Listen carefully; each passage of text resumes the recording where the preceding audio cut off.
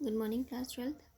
So, as you noted, we have completed till chapter 10, government budget and the economy. Okay, only two chapters are left from the introductory macroeconomics, that is foreign exchange rate and balance of payments. Okay, so only two chapters are left and we have completed till budget, government budget and the economy. So, I just want to revise this chapter again. Government budget and the Indian government budget क्या होता है? Government budget एक statement होता है, financial statement होता है, जिसमें show होता है कि कितने एस्टिमेट्स होती है, मतलब एस्टिमेट होता है एक्सपेक्टेड रेवेन्यू का और एक्सपेक्टेड एक्सपेंडिचर का ड्यूरिंग अ फाइनेंशियल ईयर। ठीक है, इसके टू एस्पेक्ट्स होते हैं, एक होता है रेवेन्यू एस्पेक्ट, दूसरा होता है एक्सपेंडिचर एस्पेक्ट। रेवेन्यू एस्पेक्ट में क्या होता है? Budgetary policy reveals expected receipts of the government. और एक्सपेंडिचर एक्सपेक्ट में क्या होता है? On the expenditure side it reveals expected expenditure of the government. ठीक है, ऑब्जेक्टिव्स क्या होते हैं इसके? रीएलोकेशन ऑफ रिसोर्सेज को दोबारा से डिटेल में बताने की जरूरत नहीं, क्योंकि मैंने ऑलरेडी बता रखा है, मैं जस्ट एक तरह से रिवाइज करा रही हूँ आपको। ठीक है, reallocation of resources, second one is economic growth, then employment opportunities, provision of public goods.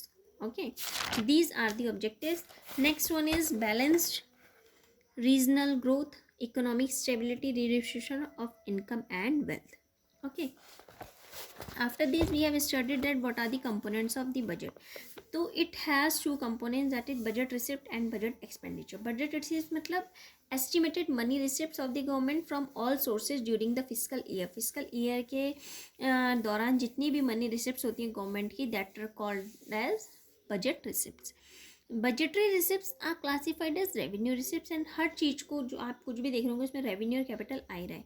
तो जो बजटरी रिसिप्ट्स भी हैं वो भी आपकी टू टाइप्स की होती हैं, एक तो होती है आपकी रेवेन्यू रिसिप्ट, दूसरी होती है कैपिटल रिसिप्ट्स। ठीक है, सो रेवेन्यू रिसिप्ट्स वो रिसिप्ट्स होती हैं गवर्नमेंट की, मनी रिसिप्ट्स होती हैं, इसमें कोई भी लाइबिलिटी क्रिएट नहीं होती है। ठीक है, जैसे कि tax receipt, these receipt do not cause any reduction. जो असेट्स होती है ना गवर्नमेंट की, उसमें भी कोई कमी नहीं आती और ना कोई लाइबिलिटी क्रिएट होती है। ऐसी हाँ, रेवेन्यू रिसिप्ट उस रेवेन्यू रिसिप्ट को अगेन टू टाइप्स में डिवाइड किया गया, टैक्स रिसिप्ट और नॉन टैक्स। टैक्स रिसिप्ट कौन कौन से हो गए? जैसे income tax, corporation tax, state duty.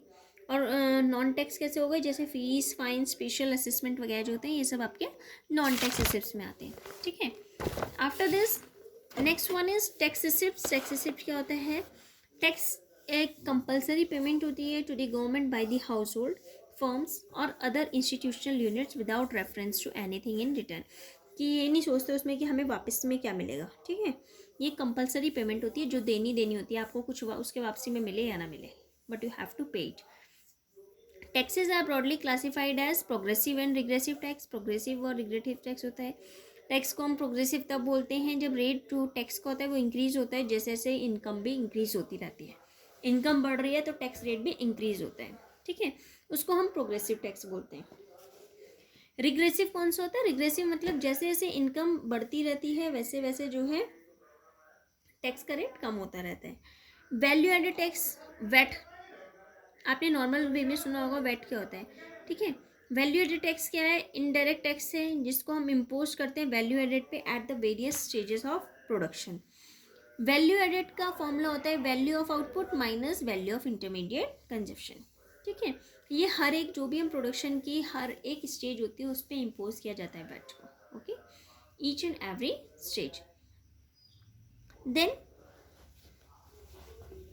while specific tax, when a tax is levied on it on a commodity on the basis of its units, size or weight, it is called specific tax.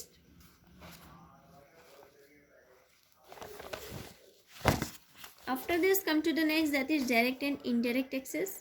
Direct tax मतलब जो हम direct पे करते हैं, अगर suppose जिस पे impose होता है उसी को ही पे करना पड़ता है, उसको हम डायरेक्ट टैक्स बोलते हैं। जैसे सपोज इनकम, मेरी इनकम पे टैक्स लगा है तो मेरे पे इम्पोज हो और मुझे ही पे करना है, that is called direct tax. ठीक है, इनडायरेक्ट कैसे है कि हम जो कपड़े ला रहे हैं या हम सपोज पिज़्ज़ा हट में पिज़्ज़ा खाने जा रहे हैं तो हम उसमें इनडायरेक्टली टैक्स पे करते हैं। टैक्स हम देते हैं बट इनडायरेक्टली। क्यों? क्योंकि जो हमें सेलर है वो जो हमें बिल देता है उसमें लिखा रहता है ना, जीएसटी वगैरह टैक्स, उसमें लिखा रहता है टैक्स इंक्लूडेड। हम कोई सामान भी लेके आते हैं उसमें ऑलरेडी लिखा रहता है टैक्सेस आर इंक्लूडेड। ठीक है, तो टैक्सेस आपके टू टाइप्स के होते हैं, डायरेक्ट टैक्स और इनडायरेक्ट टैक्सेस। उसके बाद हमारी आती है non tax receipt. Non tax receipt मतलब जो which arises from sources other than taxes, जो टैक्स के अलावा और सोर्सेज से अराइज होती हैं। जैसे फीस, फीस एक पेमेंट होती है, गवर्नमेंट को दी जाती है, ठीक है।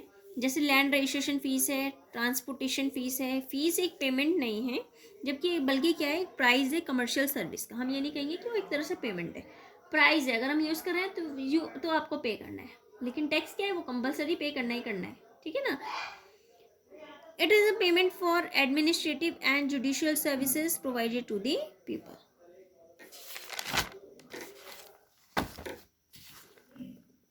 इसके बाद आता है हमारा फाइन्स। फाइन्स क्या है, ये पेमेंट होती है जो मेड होती है लॉ के द्वारा, लॉ ब्रेक्स करने के द्वारा गवर्नमेंट को, ठीक है। These are economic punishment of for breaking laws. The aim is not to earn revenue. Aim इसका ये नहीं होता कि सिर्फ हमें रेवेन्यू अर्न करना है, but to make people respectful to the laws. लेकिन क्या करना होता है कि लोगों को रिस्पेक्ट करें, ताकि लोग, इसलिए उनको इस तरीके से बनाना पड़ता है कि ताकि वो लोग लॉ की, जो कानून है उसकी इज्जत करें। तो फाइन लिया गया, जैसे चालान कटता है ना, हेलमेट नहीं पहना, चालान कटा है, तो वो पेमेंट नहीं है, वो क्या है, एक तरह से आपका मतलब आप देते हो अगर आप लॉ ब्रेक करते हो, ठीक है। नेक्स्ट होता है एस्टीट। एस्टीट मतलब होता है वो इनकम स्टेट की जो अराइज होती है out of the property left by the people without a legal higher. उसमें कोई उनका देखभाल रेख करने वाला नहीं है, किसी की कोई आगे है नहीं कि वंश उनका चलेगा, जो प्रॉपर्टी नहीं देखता, तो जो लेफ्ट हो जाती है उसको बोलते हैं हम एस्टीट, जो उससे इनकम आ रही है, ठीक है। जैसे सपोज मेरे पड़ोस में है, मेरे पड़ोस में एक अंकल आंटी रहते हैं, तो उनकी कोई आगे नहीं है जिसको वो उनके नाम पे ज़मीन होती, तो जब उनकी डेथ हो गई तो वो ज़मीन ऐसी पड़ी है। अगर मैं उसमें कुछ भी काम कर रही हूँ, उससे मुझे जो income generate, that is called estate, okay. After this special assessment, special assessment वो पेमेंट होती है जो कि ओनर्स ऑफ दोज प्रॉपर्टीज़ बनाते हैं who value has appreciated due to developmental activities of the government. इसके बाद आता है हमारा income from public enterprises. Several enterprise जो है ओन होते हैं गवर्नमेंट के, जैसे इंडियन रेलवेज हैं, तो इनसे जो प्रॉफिट होता है वो सिर्फ एक सोर्स होता है रेवेन्यू का गवर्नमेंट के लिए, ठीक है। इसके बाद आता है ग्रांट्स और donation. Grants are also a source of government revenue.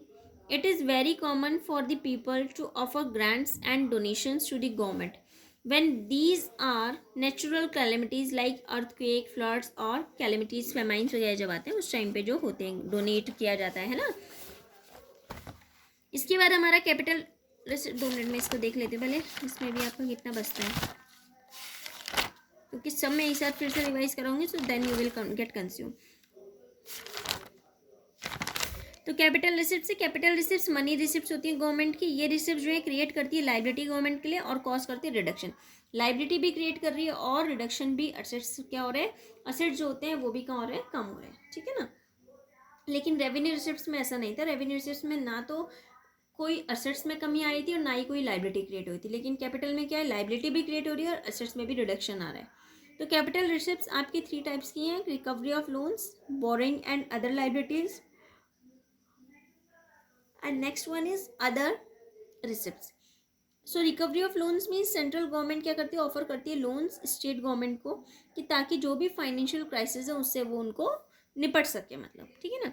When these loans are recovered, जब ये लोन्स रिकवर्ड हो जाते हैं तो असेट्स जो होती है गवर्नमेंट की वो कम हो जाती है। Accordingly these are classified as capital receipt, इसीलिए इसको क्या बोलते हैं, कैपिटल रिसिप्ट्स।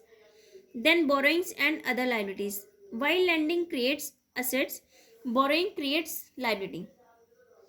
जब जो है लैंडिंग असेट को क्रिएट करती है तो बोरिंग क्रिएट करती है लाइबिलिटी को। इसके अकॉर्डिंग बोरिंग्स क्या है, are to be treated as capital receipts. Government borrows money from the general public से लेती है, आरबीआई से लेती है, रेस्ट ऑफ दी वर्ल्ड से, ठीक है। इसके बाद नेक्स्ट है हमारा अदर रिसिप्ट्स। अदर रिसिप्ट्स में आपके आएंगे, इसमें वही इन्वेस्टमेंट जो डिसइन्वेस्टमेंट होती है, इस तरह की आइटम्स इसमें इंक्लूड होते हैं। डिसइन्वेस्टमेंट मतलब when the government sells off its share of public sector enterprises to private sector, उसको बोलते हैं disinvestment. It involves transfer of ownership है पब्लिक सेक्टर एंटरप्राइजेस की टू द प्राइवेट एंटरप्रेन्योर्स को, मतलब पब्लिक सेक्टर उसको फिर प्राइवेट में चेंज हो गया है, ठीक है ना, उसको हम बोलते हैं disinvestment. So money receive through disinvestment is treated as capital receive because it causes reduction in assets of the government. ठीक है, इसके बाद थोड़ा सा और इसका रिविजन है, मैं वो नेक्स्ट सेक्शन में कंप्लीट करूँगी. ये थोड़ा चैप्टर इंपॉर्टेंट है, इस वजह से मैं इसका दोबारा से रिविजन करा रही हूँ. उसके बाद हम अपना नेक्स्ट चैप्टर स्टार्ट करेंगे फॉरेन एक्सचेंज रेट. उसके बाद फिर हम लोग अपने इंडियन इकोनॉमिक पे आ जाएंगे. ठीक है, लगभग फिर आपका सिलेबस कंप्लीट हो जाएगा. Then we will start our revision from the first chapter, क्योंकि बहुत से चैप्टर्स ऐसे हैं जो अभी भी आपने कर तो लिए लेकिन अभी भी आपको क्लियर नहीं है. लाइक नेशनल इनकम हो गया, ठीक है, बहुत सारे चैप्टर्स होंगे मुझे पता है. So we will do our revision work after completing these chapters. Okay class, so thank you class, and please make your notes properly because from 2nd November your school will be started, might be, so you all have to prepare your notes very well with covered notebook. Cover करनी है notebook. अच्छा, एक चीज़ और है, जो मैंने आप लोगों को प्रोजेक्ट दिया था उसमें किसी ने पिक्चर्स ड्रॉ नहीं कर रखी है, पेस्ट नहीं है.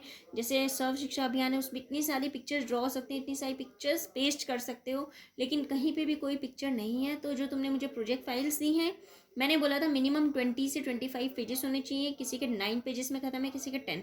तो ये जो तुम्हारी फाइल्स हैं ये तुम्हें मैंने कहा था बोर्ड के लिए भी यूज़ होंगी. अगर तुम लोग चाहते हो कि भाई तुम्हें दोबारा फाइल बनानी पड़े तो ठीक है, मैं तो दे दूँगी दोबारा. तो इसलिए दैट इज़ बेटर, आप इसी फाइल को दोबारा से मैं आपको वापस करूँगी. इसको अच्छे से मुझे डेकोरेट करके बिल्कुल ऐसे कर रखे जैसे स्कूल का काम करते हो नोटबुक में, कि ब्लैक पेन यूज़ करा, ब्लू पेन यूज़ करा, ब्लैक पेन यूज़ करा, ब्लू पेन, थोड़ा स्केच कलर यूज़ करते, थोड़ा हाईलाइट करते. ठीक है, ये बोर्ड के लिए यूज़ है. जो एक्सटर्नल एग्जामिनर्स होते हैं लास्ट ईयर, उनको इतने बच्चों की फाइलें अच्छी लगी थी कि इतनी सारी फाइल्स तो वो खुद ही लेके गए हैं, और उसमें नंबर भी उन्होंने पूरे पूरे दे के गए थे. तुम लोगों के फाइल में तो में से ही नहीं नंबर दिया जाए तो एक्सटर्नल एग्जामिनर क्या नंबर देगा तुम्हें. इतनी गंदी फाइल बना रखी है, बहुत ही बेकार फाइल है, किसी की मुझे अच्छी नहीं लगी है फाइल. तो इसलिए मैं दोबारा उनको वापस करूँगी. सिर्फ मैंने टिक मारे हैं उसमें, कोई मैंने उसमें रिमार्क नहीं दिया है, किसी ने इंडेक्स नहीं लिखा है, किसी ने कुछ नहीं कर रखा है. हाल फिलहाल बिल्कुल काम चलाओ काम कर रखा है. So you have to do it again. ठीक है क्लास, थैंक यू.